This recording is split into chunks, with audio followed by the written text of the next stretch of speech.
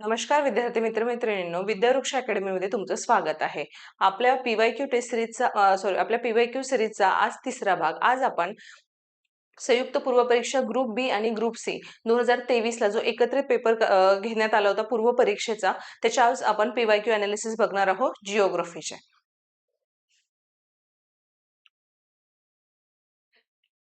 आपण आता यावर्षी 2024 ला की ग्रुप बी आणि ग्रुप सी पूर्व परीक्षा हे सेपरेट घेण्यात आली होती, पण ग्रुप 2023 ला हे त्यांनी एकत्रित घेतलं होतं. तेव्हा दोन्ही बी आणि सी हे एकत्रित झाले होते. तेव्हा पूर्व परीक्षेचा जो पेपर आहे तर त्याच्यावरून पण आपल्याला एक आयडिया येईल की कुठल्या, म्हणजे आता दरवर्षी आयोगाचा एक वेगळा थोडाफार वेगळा, पण काही काही गोष्टी ह्या कंटिन्युअसली सेम टॉपिकवर आपल्याला प्रश्न विचारले जातात. तर ते पण एक लक्षात येईल की कॉन्स्टंट कंटिन्यू कुठले टॉपिक विचारले जात आहे किंवा कशा प्रकारचे प्रश्न आपल्याला एक्सपेक्टेड आहे. त्या दृष्टिकोनातून आज आपण 2023च्या ग्रुप बी आणि ग्रुप सी पूर्व परीक्षाचा संयुक्त पूर्व परीक्षेचा प्रिलिम्सच्या पेपरच्या पीवायक्यू अनालिसिस बघणार आहोत. आता याच्यामध्ये पहिला जो क्वेश्चन आहे तो आहे की भारतात धवल क्रांतीला सुरुवात कुठल्या सालापासून करण्यात आली आहे.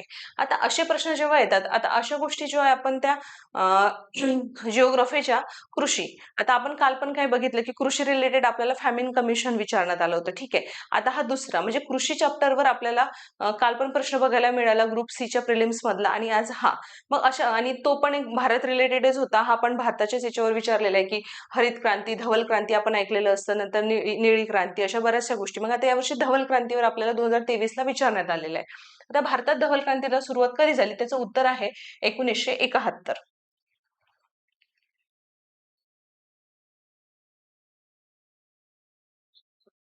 त्याचा करेक्ट आन्सर जे आहे ते 1971. आता ही झाली धवल क्रांती. आता धवल क्रांती नंतर आपल्याला हरित क्रांती, निळी क्रांती हे पण विचारू शकतात. आता हरित क्रांती सगळ्यांना माहितच असेल. आपण इकॉनॉमिक्सचा जेव्हा अभ्यास करतो त्याच्यामध्ये आपण पंचवार्षिक योजना हा टॉपिक स्टडी करतो. त्याच्यामध्ये आपल्याला जी तिसरी पंचवार्षिक योजना आहे त्याच्यामध्ये हरित क्रांती. आता हरित क्रांती हे सगळ्यांना जनरली माहिती आहे. मग असं लक्षात ठेवायचं की हरित क्रांती विचारली जाते, तशी धवल क्रांती हे आलंय. पुढच्या नेक्स्ट इयर मे बी नीळ क्रांती विचारल्या जाऊ शकते. मग हे इयर जे आहे ते लक्षात ठेवायचे. हरित क्रांती सगळ्यांना माहिती आहे की तिसऱ्या पंचवार्षिक थर्ड 5 इयर प्लॅन जो होता त्याच्यामध्ये हरित क्रांती आपल्याला त्याच्यामध्ये क्रांती चालू करण्यात आली होती.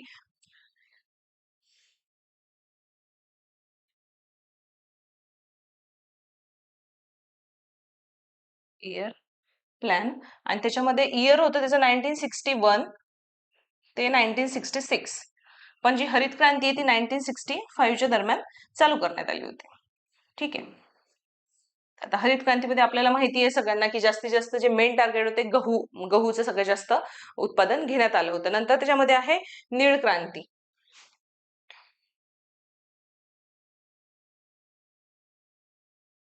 नीळ क्रांती कधीची आहे, ती आहे 1980 ची.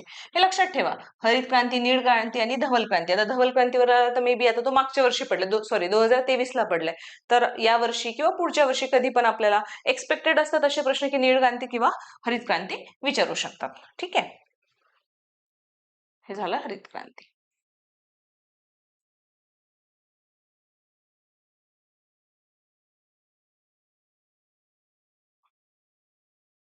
आता आपण बघूया पुढचा प्रश्न.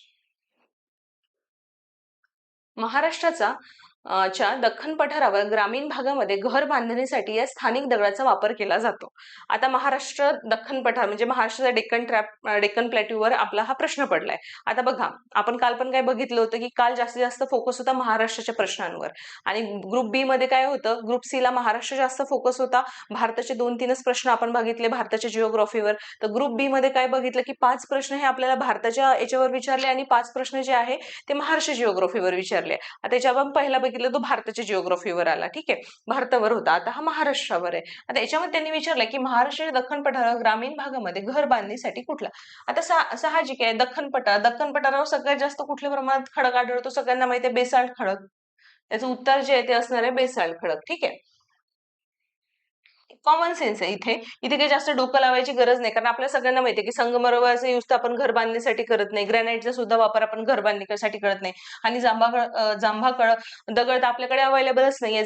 दगड आपण बघितलं कुठे असतो सगळ्यात जास्त, त्या दिवशी आपण बघितलं की जास्तीत जास्त जिथे पावसाचं प्रमाण आहे अशा रिजनमध्ये, जसं कोकण झालं, ठीक आहे, तर कोकणामध्ये जांभा खडक आढळतो. मग दख्खन पठारावर आढळतो का? नाही. मग एक तो ऑप्शन तिथेच एलिमिनेट होतो. संगमरवरचा आपल्याला वापर माहितीये कशासाठी होतो. मंदिर आहे, वास्तू आहे, याच्यासाठी संगमरवराचा वापर होतो. आणि ग्रॅनाइटचा कशासाठी होतो, तर इंटेरियर आर्किटेक्चर जे वगैरे आपण बनवतो, इंटेरियर डिझायनिंगसाठी वगैरे घराच्या, याच्यासाठी ग्रॅनाइटचा यूज होतो. ठीक आहे. तर याच्यावरून आपल्याला एक लगेच उत्तर मिळतं की बेसल खडकाचा, दगडाचा वापर केला जातो ग्रामीण भागामध्ये घर बांधणीसाठी. आता पुढचं. आता हे बघा, याच्यामध्ये हरियाणा घनता आणि हे विचारलंय, राज्य विचारलंय की कुठल्या राज्याची. आता आपण एक तुम्ही ऑब्झर्व केलं असेल की ग्रुप बी असो अथवा ग्रुप सी असो, प्रत्येक पेपरमध्ये लोकसंख्या या टॉपिकवर एक तरी प्रश्न आहे. एक तर तो पॉप्युलेशन संदर्भात आहे, आता इथे हा घनता आहे. काल आपण सेक्स रेशो बघितला, नंतर स्थलांतर आपण काल बघितलं की शहरी ग्रामीण विचारलं होतं त्यांनी. शहरी लोकसंख्या कुठल्या याच्यामध्ये येते, त्याच्यामध्येच आदिवासी जमात हा पण एक येतो. कारण लोकसंख्या आली की त्याच्यामध्ये कुठलं पॉप्युलेशन कुठे जास्त आढळतं, त्याच्यामध्ये आदिवासी ट्राईब्स पण आपण ट्राईब्स बद्दल पण काल बघितलं. मग त्यामध्ये ट्राईब्सच्या भाषा बघितलं. म्हणजे बघा, एकच टॉपिक हा वेगवेगळ्या वेनी विचारला जातो. म्हणजे आपण लोकसंख्या हा एकदम व्यवस्थित जर केला ना, जे की आपण आपल्या बॅचमध्ये प्रॉपर सगळ्या अँगलनी कव्हर करणार आहोत, जर व्यवस्थित बघितलं तर आपल्याला प्रत्येक प्रश्न सॉल्व्ह व्हायला ना मदत होते. आता बघा, इथे काय विचारलंय, हरियाणा, हिमाचल, झारखंड, बिहार. आता इथे एखाद्या वेळेस काय होतं की आपल्याला आठवलंच नाही, इन केस, ते लक्षात ठेवायचं की घनता. आता हिमाचल काय आहे, हिमाचल आहे पर्वतीय प्रदेश. जिथे आता पर्वतीय प्रदेशवर जास्तीत जास्त आपल्याला काय असतं की घर हे लांब लांब खूप विरळ वस्ती असते, मग तिथली घनता ऑब्विसली कमीच असणार आहे. मग याच्यामध्ये सगळ्यात कमी ऑप्शन कुठला आहे, 123. ठीक आहे. मग आला हरियाणा आणि बिहार. आता बिहारची लोकसंख्या ही जास्त आहे. ह्या 4 राज्याच्या कंपॅरिझन मध्ये आपल्याला माहिती की बिहारची. मग जास्त घनता कुठली असू शकते, मग हे जास्त ऑप्शन कुठलं आलं, 1106. ठीक आहे. मग आता हे 2 याच्यावरून आपल्याला मिळते का, आपण बघू. 2 याचं 1 आहे, ठीक आहे, 1 ह्या 2 याच्यामध्ये आहे. नंतर 4चं 4 आहे याच्यामध्ये आहे. आता बघा, इथे 2 माहित असून सुद्धा आपल्याला 50-50 मध्ये आयोगाने कन्फ्युजन मध्ये टाकलंय. मग आता एक तर हरियाणा माहित असायला पाहिजे, नाही तर झारखंड असायला पाहिजे. मग त्या झारखंडमध्ये पण आपल्याला जास्तीत जास्त जंगलाचा प्रदेश आहे झारखंडमध्ये. ट्राईब्स खूप जास्त प्रमाणात आहे. आता ट्राईब्सची घनदाट वस्ती जनरली नसते, तिथे पण विरळ बऱ्यापैकी लांब लांब असते. मग हरियाणा हे छोटं राज्य आहे, पण तिथली जी घनता आहे ती जास्त आहे ऍज कम्पेअर टू त्याच्या क्षेत्रफळापेक्षा त्याची घनता जास्त आहे. म्हणून आपण आता याच्या 2 ऑप्शन मध्ये आपल्याला एक काय मिळू शकतं की हरियाणामध्ये 400 उरलं 573, मग हरियाणा 573 आणि झारखंड 414. एवढं इझी आहे. मग काय, आता हरियाणाचं उत्तर 3 पहिलं याचं, म्हणजे ऑप्शन नंबर 2 याचं उत्तर असणार आहे. आता पुढचा प्रश्न. शिखर दिलंय आणि त्याची हाईट दिली आहे, ह्या महाराष्ट्रावर. आता जसं लोकसंख्या तसंच हा पण महाराष्ट्राचा प्राकृतिक भूगोल आणि भारताचा प्राकृतिक भूगोल प्रत्येक वर्षी प्रश्न आला आहे म्हणजे आलाय. म्हणजे तुम्हाला तेच सांगते की काही काही टॉपिक एवढे फिक्स आहे आयोगाचे की दरवर्षी फिरवून विचारतात, पण तेच प्रश्न आहे. आपण घाट बघितलं कशामध्ये, ग्रुप बी मध्ये त्या दिवशी काय बघितलं की घाट विचारले, आणि घाट विचारले होते, त्यांनी कुठल्या शहरांना जोडते ते विचारलं होतं. स्थान विस्तार विचारलंय कालच्या याच्यामध्ये. आज काय आहे आता, पर्वतरांगा, त्याची हाईट. काल अजून आपण ग्रुप बी मध्ये काय बघितलं, ग्रुप बी च्या 2024च्या प्रिलिम्स मध्ये काय विचारलंय, कुठले डोंगर रांगा ह्या 2 नदीच्या दरम्यान आहे ते. म्हणजे एकच टॉपिक हा फक्त वेगवेगळ्या वेने विचारला गेलाय, हे लक्षात ठेवा. आता इथे मांगी तुंगी त्र्यंबकेश्वर. आता याच्यामध्ये काय आहे की मांगी तुंगी बद्दल, आता मांगी तुंगी तुम्हाला हे माहित पाहिजे, महाराष्ट्रामध्ये सगळ्यात पहिले तर एक लक्षात ठेवा. हे जरी तुमचे ऑप्शन्स लक्षात नसले ना की कुठल्या डोंगरा म्हणजे शिखराचं उंची किती आहे, तरी मी तुम्हाला एक ट्रिक सांगते, ती लक्षात ठेवा की त्याच्यावरून ऍटलिस्ट तुम्हाला ना चढता आणि उतरता क्रम जरी लक्षात राहिलं, तरी तुम्हाला एक हे लक्षात राहील की आपण हे गेसनी सोडवू शकतो की आपल्याला काय विचारलंय, म्हणजे कुठलं दिलंय पहिल्यांदा, मग आपल्याला त्याच्यानुसार आपल्याला ऑप्शन चूज करता येतात. ठीक आहे. आता बघा, कसा हायेस्ट पीक इन महाराष्ट्र कुठलं आहे, कळसुबाई.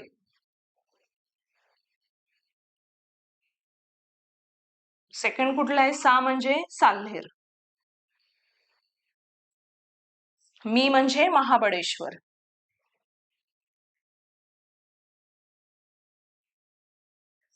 ह म्हणजे हरिश्चंद्रगड.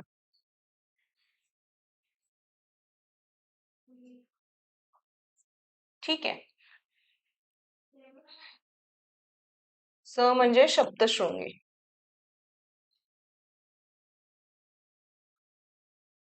आणि तो म्हणजे तोरणा. ठीक आहे. आता याच्यामध्ये आपल्याला कुठलं कुठलं मिळतं बघा. साल्हेर मिळालं म्हणजे आता एक लक्षात आलं की कळसुबाई आणि साल्हेर हा क्रम म्हणजे साल्हेरची सगळ्यात हायेस्ट आहे. याच्यामध्ये कुठे सप्तशृंगी त्याच्यानंतर दिसतंय. त्र्यंबकेश्वर मांगीतुंगी आहे पण नाही या ट्रिक मध्ये. तरी सुद्धा आपल्याला दोन सापडले. कुठले? एक साल्हेर सापडला आणि एक त्र्यंबकेश्वर सापडलं. म्हणजे साल्हेरची हाईट ही सगळ्यात जास्त असणार आहे. कळसुबाई नंतर त्याची हाईट आहे. सॉरी, कळसुबाईची किती आहे रे हे कंपल्सरी लक्षात माहित पाहिजे आपल्याला की महाराष्ट्रामधला हायेस्ट पीक जे आहे ते कळसुबाई आणि त्याची आहे 1646 मीटर. हे कंपल्सरी लक्षात ठेवा. एक तरी तुम्हाला कळसुबाईची हाईट तरी ऍटलीस्ट तुम्हाला माहित पाहिजे की किती आहे आणि जी बाकीची जी नाही लक्षात ठेवली तरी चालेल पण याची लक्षात ठेवा. आता साल्हेरची किती आहे? आता याच्यात सगळ्यात जास्त कुठले? ते 1567 म्हणजे साल्हेरची किती असणार आहे? 1567. मग त्याच्यानंतर कुठलं दिसतंय आपल्याला? मांगीतुंगी, त्र्यंबकेश्वर, सप्तशृंगी. आता आपल्याला सप्तशृंगी याच्यामध्ये ट्रिकमध्ये आपल्याला सप्तशृंगी सापडतं. मग आहे त्र्यंबकेश्वर आणि मग जातं मांगीतुंगी. आता मांगीतुंगी जे आहे ना ते सगळ्यात छोटं शिखर आहे. हे लक्षात ठेवा. यापैकी तर मांगीतुंगीची असणार आहे 1100. मग आता हे दोन याच्यावरून सापडतंय का? सप्तशृंगी जाऊ दे. सप्तशृंगी आपण मांगीतुंगी जर बघितलं तरी आता सप्तशृंगीचं किती असणार आहे रे? 1416. ठीक आहे. आणि मग राहिलं त्र्यंबकेश्वर. तर त्र्यंबकेश्वरचं किती आलंय? 1304. आता बघा साल्हेर इथे किती ऑप्शन मध्ये आपल्याला हे बघायला मिळतंय? 3 ऑप्शन मध्ये 4 बघायला मिळत आहे. सॉरी, 4चं आपल्याला सॉरी 4चं ऑप्शन आहे 1. 1 उत्तर बघा. मांगीतुंगी 4, सप्तशृंगी 3, सॉरी नाही, त्र्यंबकेश्वर 3 आणि सप्तशृंगी 2 आणि हे 1 उत्तर मिळालं बघा. ठीक आहे. हे ट्रिक कंपल्सरी लक्षात ठेवा कसं आम्ही हसतो. असं जर ट्रिक जरी लक्षात राहिली, तुम्हाला हाईट फक्त कळसुबाईचं जरी लक्षात राहिलं, तुम्ही इझिली ते सॉल्व्ह करू शकता. पुढचा प्रश्न.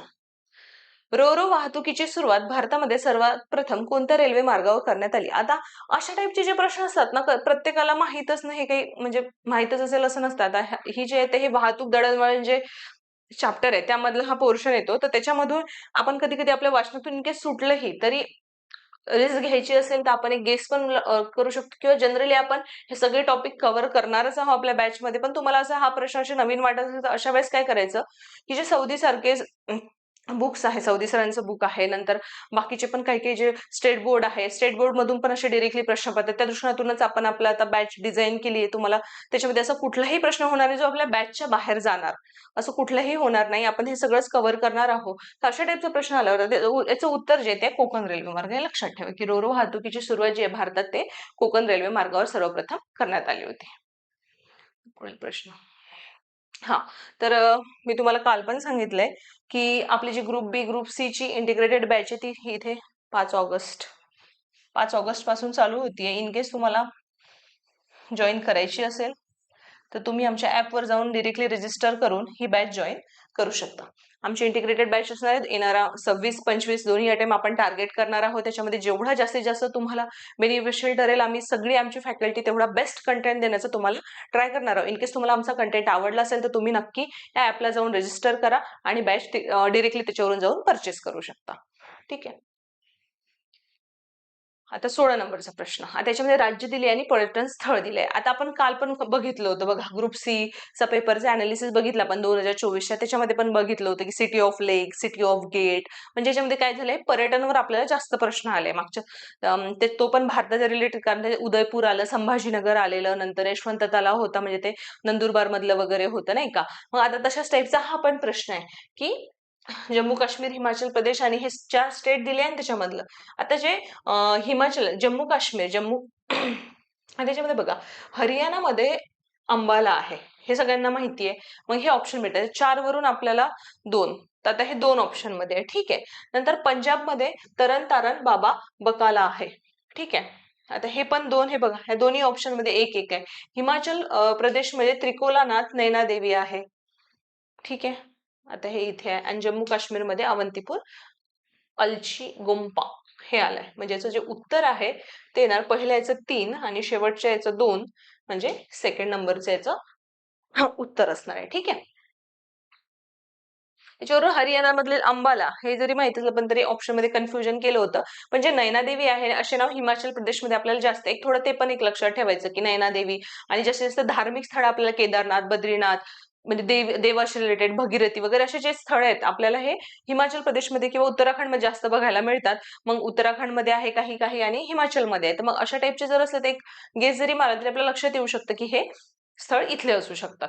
ठीक आहे. आता चॅम्पियन आणि सेट यांच्या वर्गीकरणानुसार महाराष्ट्र राज्यामध्ये जंगलाचे किती प्रमुख प्रकार आढळ आहेत असं विचारलंय. आता चॅम्पियन आणि सेट हा प्रश्न झाला वन संपत्ती या चॅप्टरशी रिलेटेड हा आहे. तर याच्यामध्ये जे याचं उत्तर आहे ते आहे 6. ठीक आहे. आता हा याचे 6 प्रकार आहे आणि त्याचे म्हणजे उपप्रकार जे आहे ते 16 आहे. जे चॅम्पियन आणि सेटचं वर्गीकरण आहे त्याच्यातील 6 मध्ये त्यांनी 16 प्रकार केले आणि त्याच्याही मध्ये 200 अजून सब ग्रुप्स आहेत. ठीक आहे. इन केस आपण हे मी याच्यासाठी सांगितलं की इन केस याच्याही वर पुन्हा एक प्रश्न रिपीट व्हायचा म्हटलं की त्याच्यातलं डिटेल विचारलं तर एवढं लक्षात ठेवा की चॅम्पियन आणि सेट यांच्या वर्गीकरण रिपीट पण होऊ शकतात असे प्रश्न कधी कधी.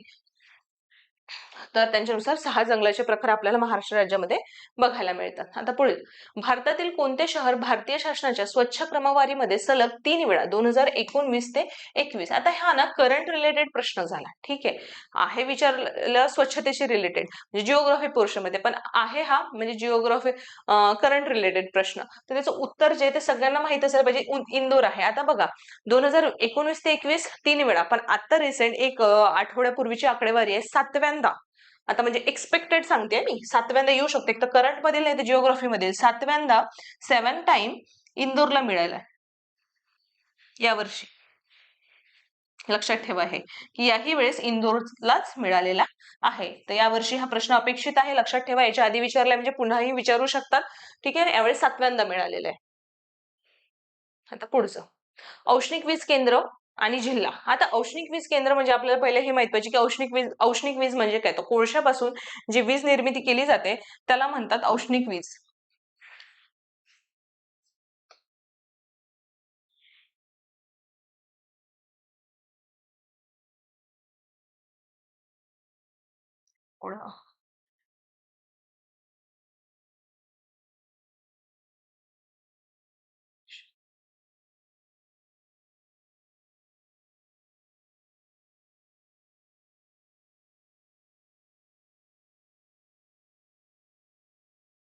कोळशापासून वीज निर्मिती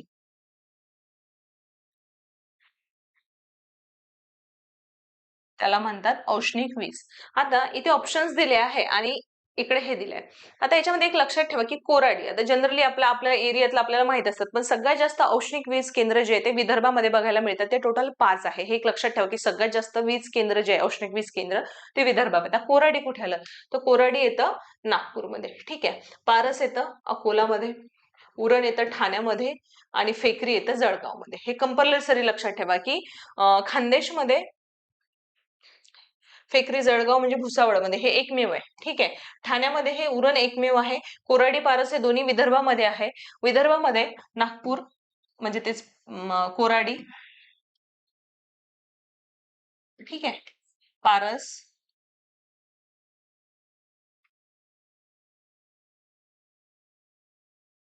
नंतर आपलं दुर्गापूर आणि एक बल्लारपूरचं आहे. ठीक आहे. आता हे जे दुर्गापूरचं आहे ना हे महाराष्ट्रातील पहिलं औष्णिक वीज केंद्र आहे. लक्षात ठेवा. फर्स्ट महाराष्ट्रातील. आणि हे जे दोन्ही आहे ना हे दोन्ही आहे हे चंद्रपूरमध्ये आहे. बल्लारपूर आणि दुर्गापूर. एक लक्षात ठेवायचं आता आपल्याला एक कॉमन सेन्स असा आहे की सगळ्यात जास्त ज्या कोळशाच्या खाणी आहे त्या कुठे बघायला मिळतात पूर्व विदर्भामध्ये बघायला मिळतात. मग सगळ्यात जास्त औष्णिक वीज केंद्र कुठे असणार आहे तिथेच असणार आहे. मग कोराडी पारस दुर्गापूर बल्लारपूर आणि हे जे आहे चंद्रपूरमध्ये दोन्ही बघायला मिळतात कोराडी पारस. आता फेकरी येते आणि एक लहर एक येतं नाशिकमध्ये येतं ते पण आहे. एक लहरी औष्णिक वीज केंद्र जे आहे ते नाशिकमध्ये आहे. ठीक आहे. तेवढे जरी लक्षात ठेवले ना तुम्ही तरी कुठल्याही जोड्या आला किंवा हे आणि जास्त चान्सेस याच्यावर आहे बरं का. दुर्गापूर महाराष्ट्रातील फर्स्ट आहे. लक्षात ठेवा. आता लास्ट प्रश्न रायलसीमा पठाराचे स्थान विचारले इथे. आता रायलसीमा पठार जर आपण रायलसीमा एक नावाजवळ जरी आता चारही ऑप्शन मध्ये कर्नाटकच दिलंय, पण आपल्याला याच्यासाठी ना मॅपिंग म्हणजे मॅपिंग लक्षात असणं फार गरजेचं आहे किंवा त्याच्या एक पोझिशन जी आहे ती लक्षात असणं गरजेची आहे आपल्याला की कुठे आहे. पण याचं जे उत्तर आहे हे कर्नाटक पठाराच्या उत्तरेला आहे. आता हा झाला महाराष्ट्र, ठीक आहे. मी हा एक डॉट समजा महाराष्ट्र, याच्या इथे कर्नाटक आला, इथे आंध्रचा भाग येतो आणि इथे तेलंगणा येतो, ठीक आहे. मग हा कर्नाटक आहे. मग आता आंध्र आणि तेलंगणा आधी एकच होते, आता सेपरेट झाले. मग याच्या इतक्यात म्हणजे उत्तरेला, ठीक आहे, उत्तरेला ते रायलसीमा पठाराचं स्थान असणार आहे. आता इथे जसं रायलसीमा पठार विचारलं ना, तसं आपल्याला पुढे जाऊन शिलाँग पठार, बुंदेलखंड पठार आहे, नंतर बाघेलखंड पठार आहे.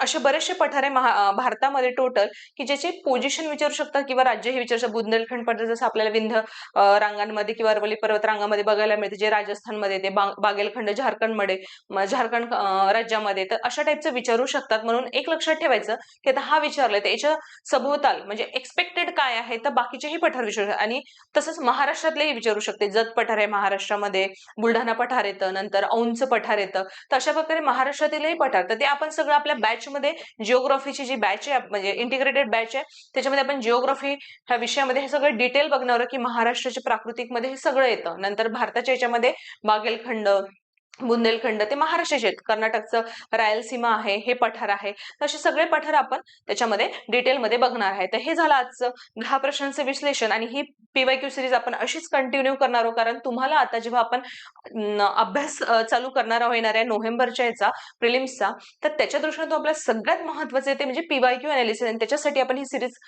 स्टार्ट केली आहे. आता आपले 3 पेपर झाले, आता पुढचा आपण जो आहे तो मेन्सचा बघूया, कारण मेन्सचं पण अनालिसिस याच्यासाठी महत्त्वाचं असतं की मेन्सचेही प्रश्न कधी कधी आयोग पीवायक्यू जे आहे ते रिपीट करतात, डिरेक्टली प्रिलिम्सला येते. म्हणून आपण आता पुढचे जे आहे आपली 2024-23 जो ग्रुप BNCचा सेपरेट मेन्सचा पेपर झालाय, त्याच्यामधले जिओग्राफीचे 10 जे प्रश्न आले आपण ते बघणार आहोत.